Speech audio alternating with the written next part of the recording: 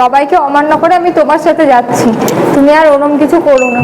বুনু আর মন খারাপ করিস না, তোকে আমরা আবার ভালো ছেলে থেকে বিয়ে দেবো। দেখ তো কে এসেছে।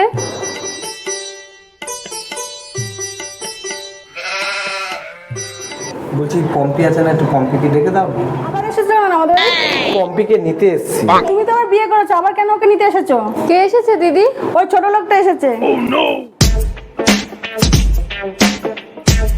তুমি আবার এই বাড়িতে এসেছো কেন? তোমার ওই বউ কই? তোমাকে আবার বাড়ি ফিরিয়ে নিতে এসেছি আমি।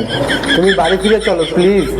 আর ওই বউকে যেখান থেকে আমি নিয়ে এসেছিলাম ও আবার সেখানে চলে গেছে, যেখানকারটা তো সেখানে যাবেই, বলো তুমিও চলো। ও যাবে না কোথাও তোমার সাথে, ওকে আবার আমরা বিয়ে দেবো।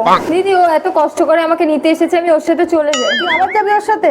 তুই অল্পতেই গলে যাচ্ছিস, ও তো আবার কাউকে না কাউকে ধরে নিয়ে আসবে, তখন কি করবি তুই? দিদি ও যখন নিতে এসেছে আমি ওর সাথে যাই, ও আর কাউকে ধরে নিয়ে আসবে না। তোর ইচ্ছা, তোর কপাল তুই কিভাবে পোড়াবি।